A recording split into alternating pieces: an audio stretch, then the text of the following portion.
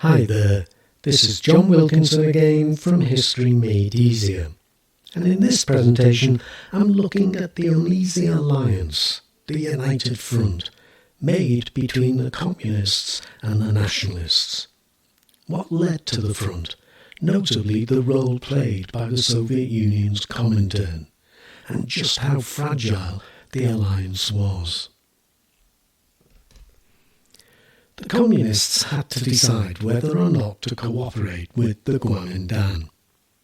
The official Comintern view was that the Comintern was the strongest revolutionary force in China, which it was. What's more, Sun Yat-sen had a more impressive revolutionary CV than anyone else in China.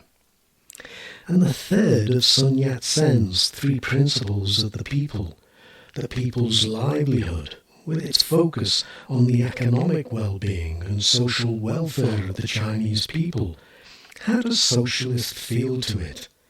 And this encouraged the Comintern to conclude that an alliance between the Comintern and the newly formed CCP was a viable way to move the Chinese Revolution forward. It fitted Lenin's two-stage revolutionary strategy for colonies, which was to first get rid of the imperial power in a struggle for national liberation, and only then begin the struggle for socialism. And Lenin believed that the first stage needed a united front with the bourgeoisie. Besides, such a move could boost the Soviet Union's strategic interest in Manchuria. So they pushed for an alliance, a united front, between the CCP and the nationalists. In October 1923, a senior Comintern agent arrived in China and set about reorganizing the Comintern, modeling the party on the Russian Communist Party, which included a party bureau to create mass organizations of workers, peasants, women and youth, while Soviet military advisors set about creating an effective military force with a military academy.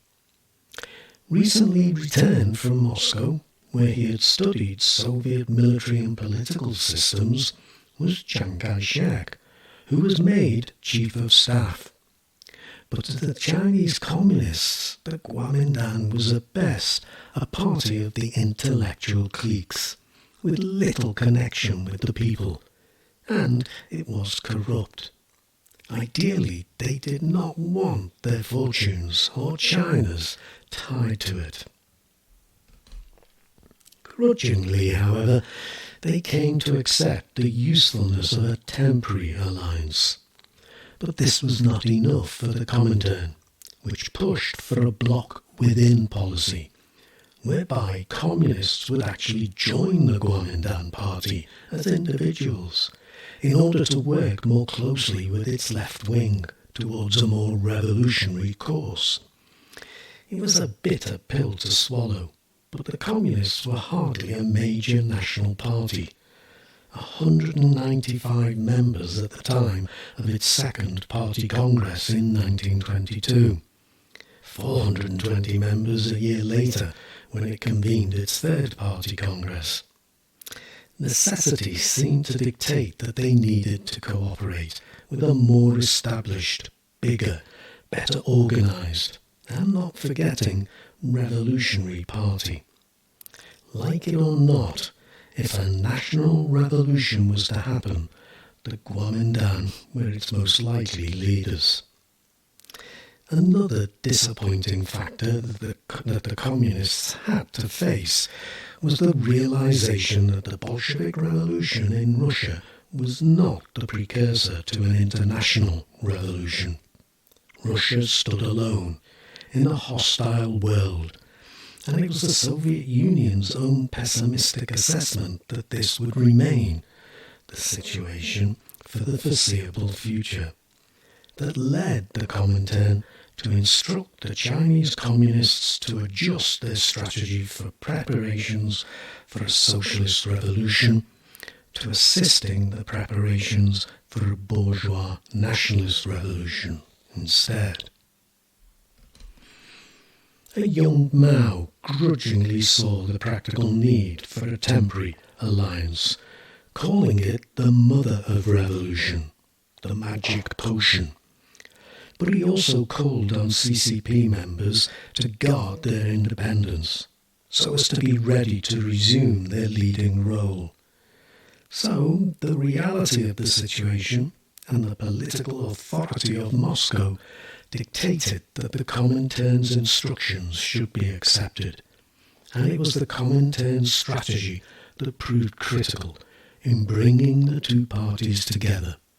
The CCP was to ally itself with the Comintern, and it was to be a very junior partner.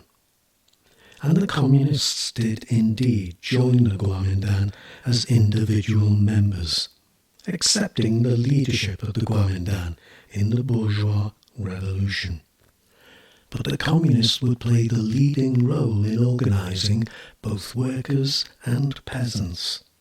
And the Socialist Youth League, set up in 1920, expanded in size. So it was that a united front was formed in 1923.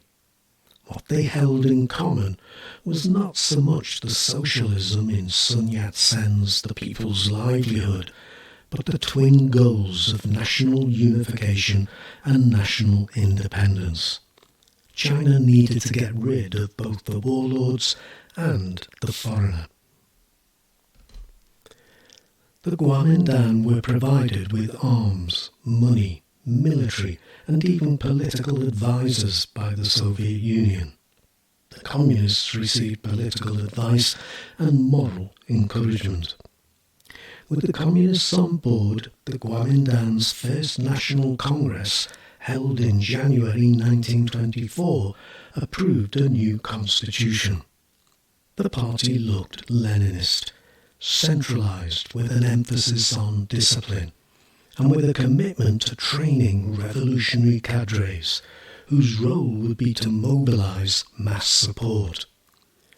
Policies were radicalised, as imperialism was blamed as the root cause of China's problems, and a commitment to the development of workers' and peasants' movements to bring about the nationalist revolution. For the Communists, however, no sooner had the new Comintern been formed than a Trojan horse strategy was grafted onto the Comintern's bloc within, whereby Communists would build up Communist-dominated Comintern regional branches in central and northern China, where the Comintern were weak. In doing so, bringing the Comintern as a whole as far to the left as possible. This was to be the cause of tension within the party, when in the spring of 1924, Comintern activists obtained a copy of the Communists' plans to act as a fifth column, creating a party within the party. The alliance held, but the Comintern was now essentially a divided party, with a mistrustful conservative right wing and a left wing which included the Communists. So, I think you can see that this was not an alliance made in heaven, made in Moscow more like, and you can see that both ideology, with its focus on ideas, on policies, and politics, with its focus on power, was sooner or later going to lead to conflict. It was not going to end well. Now, don't forget, there's my website, History Made Easier, that hopefully you'll find useful too. But for now, let me thank you for listening and wish you the very best of luck with your studies. Cheers.